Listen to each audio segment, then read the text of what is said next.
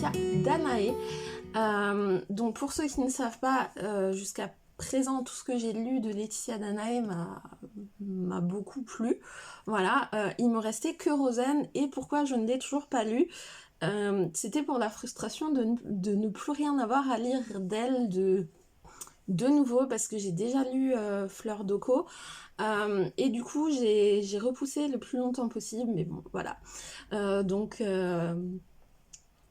voici, voilà. Donc là c'est l'intégrale donc de chez Plume Blanche, donc à ce niveau-ci, hop là, c'est la séparation, j'ai mis un marque-page, il ne veut plus sortir. Donc c'est la séparation du tome 1 et du tome 2. Comme il y a la lecture commune des aînés, je pense que j'arrive à lire le tome 1 là.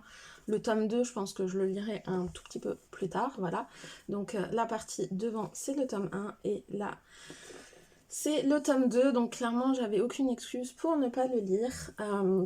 Et donc dans cette histoire, on va suivre notamment Rosen, mais elle a deux sœurs. Et il s'avère qu'elles font partie du clan des djinns, et donc normalement ils sont censés être libres, etc.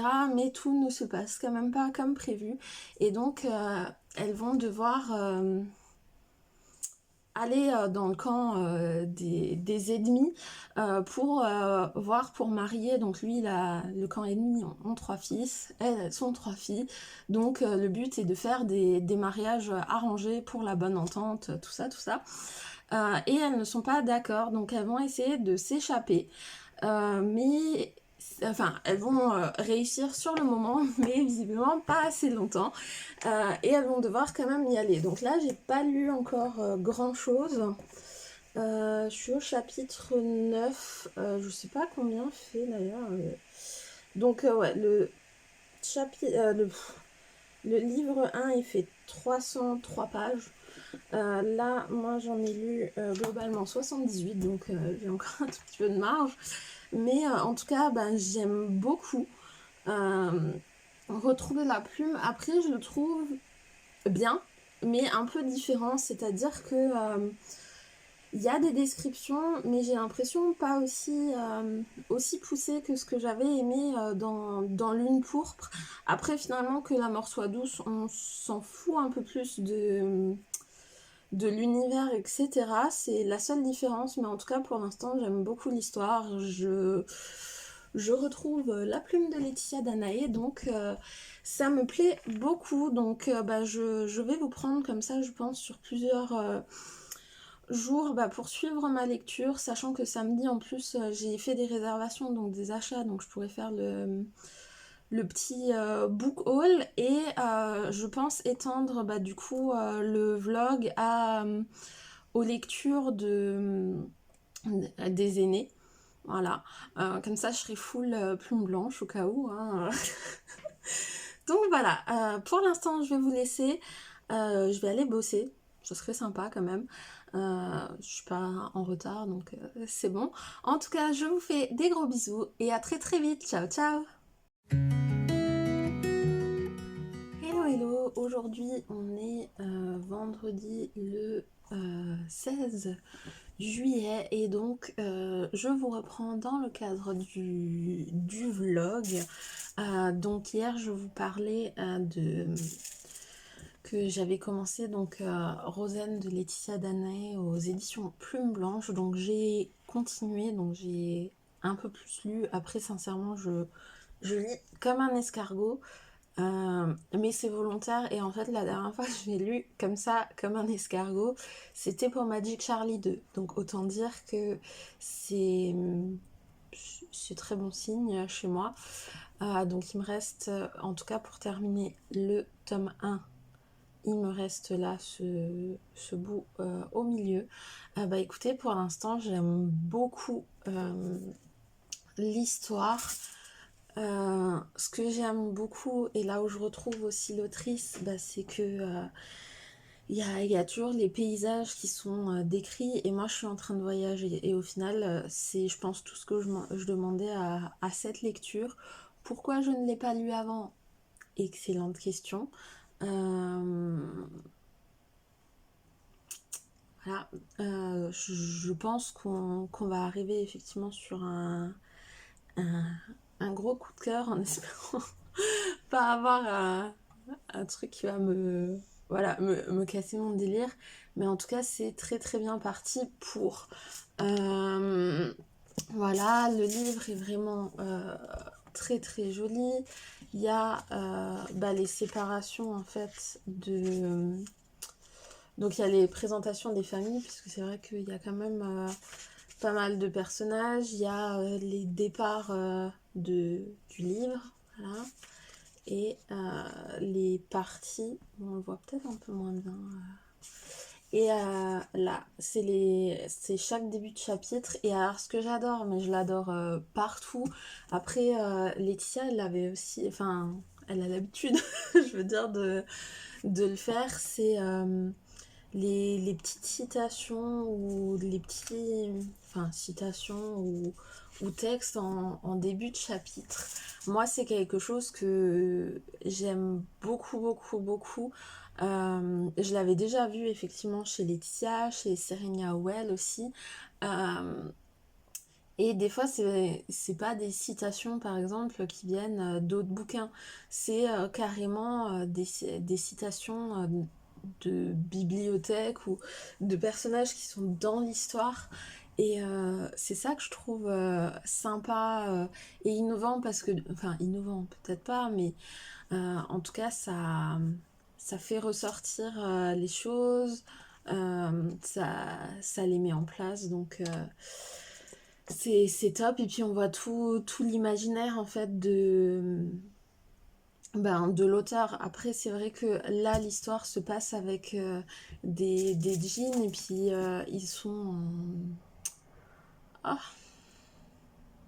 ils ont été en conflit très très longtemps avec un autre peuple. Euh, L'autre peuple, je crois, j'en ai jamais entendu parler, donc je vais supposer que... Bon, après, je suis pas spécialiste non plus des rites orientaux, etc. À part avoir lu la cité de Letton, qui était un peu euh, dans le même univers, parce qu'il y avait aussi des djinns, mais je suis très très loin d'être spécialisée là-dedans, on va dire ça comme ça. Donc... mais je trouve que l'imaginaire, enfin là où on nous emmène, c'est très très beau. Je vais quand même, je pense, me renseigner à la fin de ma lecture si les peuples-là, ça a existé ou c'est carrément différent. Après, c'est sûr qu'il y a une partie d'imaginaire parce que il y a des créatures qui n'existent pas dans notre monde, voilà. Mais sinon, c'est sympa à découvrir. Excusez-moi si vous entendez un chien aboyer, c'est ma chienne qui fait je sais pas quoi. Enfin bref, on ne peut pas l'empêcher de râler visiblement. Donc voilà, je pense vous reprendre vite fait demain matin et sinon ça sera dimanche. Je commence quand même à avoir un doute parce que demain exceptionnellement on a enfin exceptionnellement, pas à me justifier mais on a de la visite à la maison. Donc je vais pas lire non plus toute la journée et puis dimanche, mais bon, il sera déjà passé. Il y a le live, c'est en fin d'après-midi et je pense que je vais être soit stressée, soit surexcitée, un des deux. Donc pour lire, ça va pas forcément être facile. Donc on verra bien ce que ça donne. Voilà, en tout cas, je vais vous laisser là. Je vais aller bosser hein, parce que c'est l'heure. Et puis je vous fais des gros bisous, à demain. Ciao ciao. Hello hello à tous, on est samedi le 17 je crois, donc je vous reprends avant de faire un peu de rangement encore dans la maison, vu qu'on a de la visite, je suis encore et toujours dans la lecture de Rosanne de Laetitia Danaé. Je suis d'ailleurs toujours dans le tome 1, vu que le livre que j'ai, c'est l'intégrale de chez Plume Blanche. J'aime toujours autant voir plus, donc il faut savoir que Rosanne, donc c'est un, un personnage du livre, voilà, que leur histoire avance bien. Donc pour faire un petit point, donc il y a toujours eu deux camps qui ont été rivaux et donc les djinns ont été pendant très très longtemps des esclaves en fait dans la société. Ça fait un très long moment que c'est plus censé se passer comme ça, sauf que bah voilà, ils vivent pas non plus, les djinns en tout cas vivent pas dans des châteaux ou dans des trucs, ils vivent quand même un peu comme des nomades souvent. Et pour un peu changer les mœurs. Du coup, il y a une famille du camp adverse qui a trois garçons. Et donc, elles sont trois filles, voilà. Et bah, les parents, ce qu'ils veulent faire, c'est essayer de voir pour marier bah, les filles et les garçons, voilà, tout simplement. Donc les filles vont être envoyées en fait au royaume là où se trouvent les garçons pour bah voilà, apprendre apprendre à les connaître et dans le principe, peut-être sûrement se marier. Alors peut-être sûrement là où j'en suis à combien de pages? Faut que je tourne. Je suis à 190 pages. Je n'en sais toujours pas plus et de toute façon, il y a ma mise au point qui se met pas. De toute façon, je ne vous raconterai pas le livre parce que le but c'est vraiment de le lire. J'aime vraiment beaucoup. Après, on va dire c'est plus ou moins sans surprise.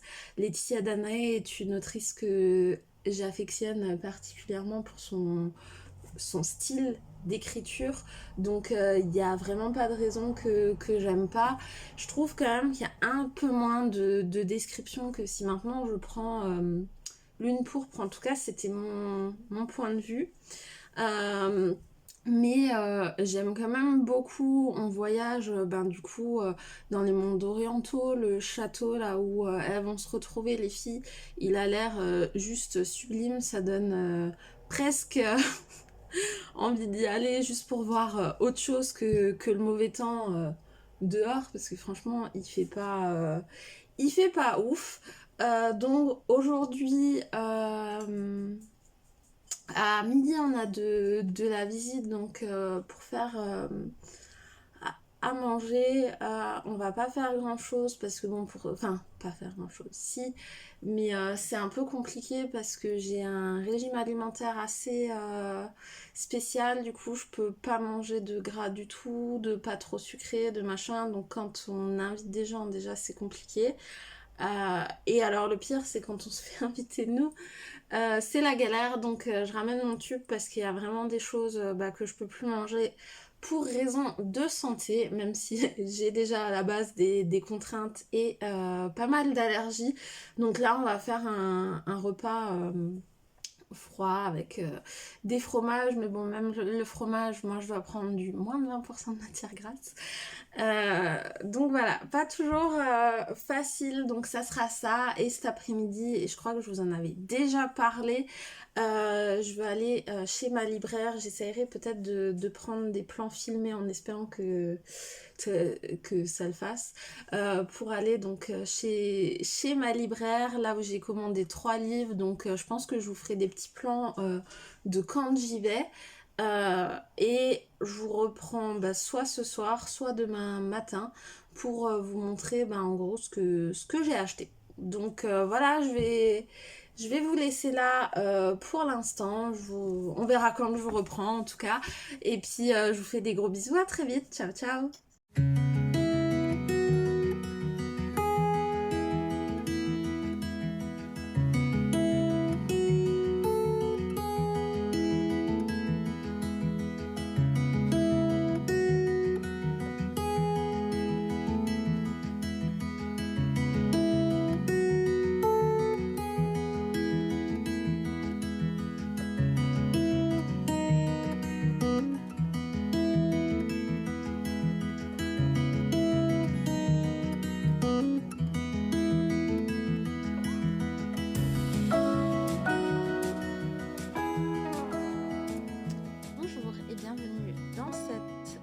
créature de vlog. J'espère que vous allez toujours bien.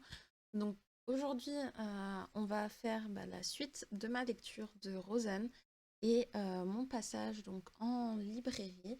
Donc j'ai fait un petit détour en boîte à livres et j'ai trouvé donc le Magicien d'Oz en anglais. Donc il n'est pas dans un très très bon état. Il a l'humidité et puis il est orné là en dessous. Mais je l'ai pris parce qu'il est petit, que c'est écrit relativement grand et qu'il y a des illustrations. Et comme je veux absolument relire en anglais, ça me fait une excuse de sortir un tout petit livre. Voilà. Ensuite, donc, je suis allée à la librairie et je vous ai inséré des inserts, voilà. Et donc, j'avais fait une commande de 3 livres et j'en ai pris un en plus. Donc, le en plus, donc, c'est une BD qui est Les Artilleuses, tome 2, le portrait de l'antiquaire de Pével et William chez Drago. J'ai pas encore lu le 1, j'avais juste regardé un peu les planches en fait à l'intérieur. M'intéresse beaucoup. Donc le dernier tome va sortir en fin 2021. Je vais me procurer d'ici là. Et voilà, j'ai suivi notamment l'avis de Ingrid, la lectrice, qui a déjà lu en fait le tome 1 et qui a bien apprécié. Ensuite, donc là, par contre, c'est ma commande, mais on va rester dans les graphiques. Et j'ai pris Les Sœurs Grémier, également le tome 2, Les Amours de Cassiopée, de Di Gregorio, je vais y arriver, et Barbuccis chez Dupuis. Je sais pas en combien de tomes est prévue cette saga. Fais attention à vous. Mais j'avais beaucoup aimé le tome 1, donc là, à l'occasion de découvrir d'autres aventures de nos 3 sœurs. Ah. Ensuite, et toujours dans la continuité de suite, visiblement, vu que je suis que en tome 2, le tome 2, donc Blue Moon, l'esprit de la lagune, de Laia Lopez. Donc c'est chez Hachette Roman. J'avais pris le 1 qui était Strawberry Moon, donc la fille de la lune, que j'avais également beaucoup apprécié. Et en fait, ce qui est très mignon, après, c'est jeunesse, donc il y a des petits encarts comme ça de BD. Il y a aussi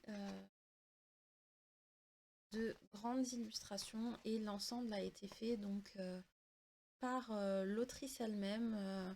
Donc si on veut lire, en plus c'est écrit hyper grand, donc ça se lit très très vite.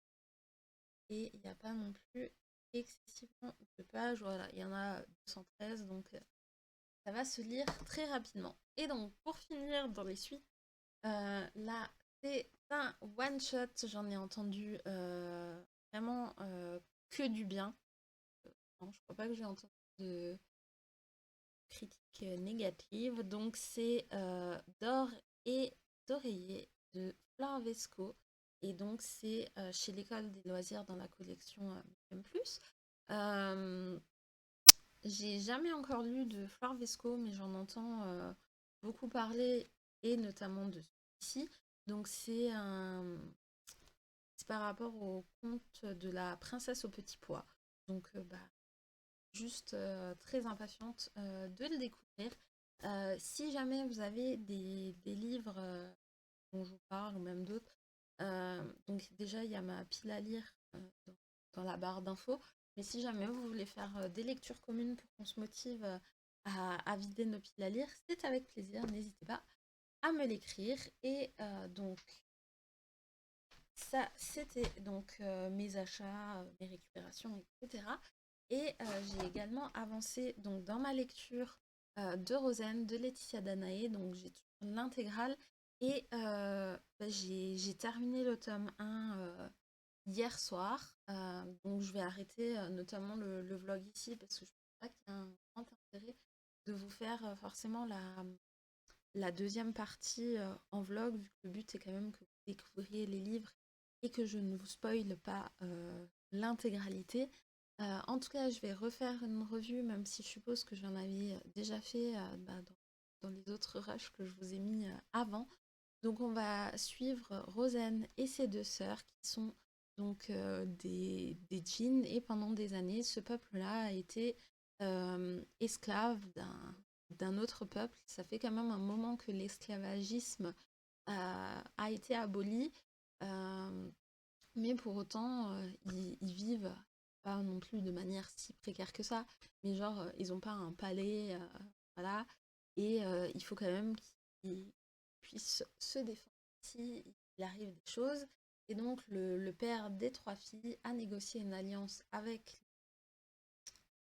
le peuple adverse, on va dire ça comme ça, sachant qu'il a trois fils, lui il a trois filles, donc ils vont faire qu'ils vont se rencontrer donc au palais de l'autre peuple.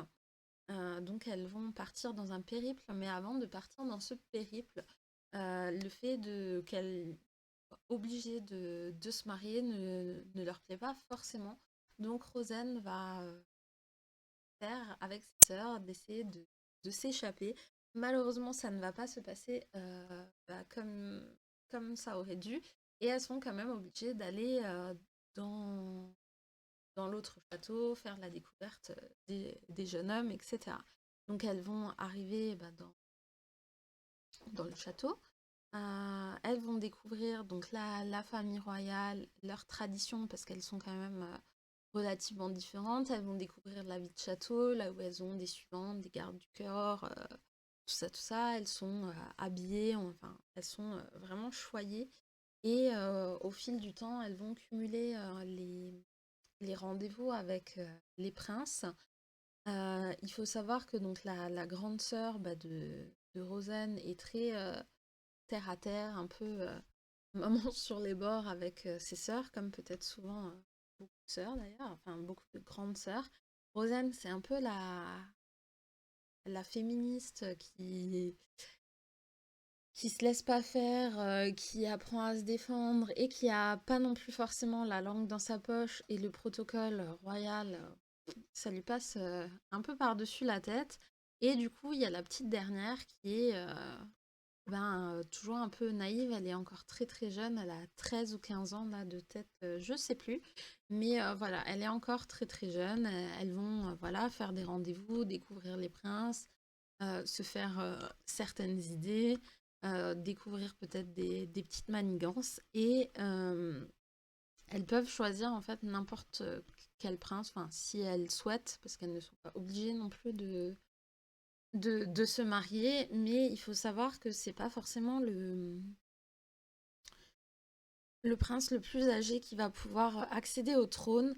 Le roi et la reine ont fait un choix et ils l'ont mis dans une urne et le jour là où il arrivera quelque chose au roi et qu'il faudra lui succéder, il faudra casser en fait l'urne pour découvrir le papier et découvrir le futur roi. Donc on va vraiment suivre les trois filles et les trois princes dans plein d'aventures différentes. Je vous cache pas que la fin du tome 1, elle finit quand même dans un beau cliffhanger. Du coup, c'est quand même hyper pratique d'avoir la suite sous la main. En tout cas, si ça vous a plu. Moi, ça m'a beaucoup plu de découvrir un univers dont je n'ai pas forcément l'habitude de voir les légendes aussi, parce qu'il y a pas mal de légendes orientales qui se mettent dedans, le peuple des djinns qui ne connaît pas non plus forcément, donc c'était intéressant à découvrir. J'ai bien aimé le voyage, même si pour un roman de Laetitia Danaé, je trouve qu'il n'y en a pas eu tant que ça, en fait, des descriptions. Enfin, moi, je m'attendais à plus. Euh, Notamment pour le début, finalement, la bulle, donc là où il se trouve, j'ai beaucoup de mal à m'imaginer comment ça pourrait être. Après, elles y restent effectivement pas hyper longtemps, mais même le château, la proportion du château, il manquait peut-être quelques éléments plus détaillés. Voilà, en tout cas, c'était une très belle lecture. Enfin, c'est une très belle lecture.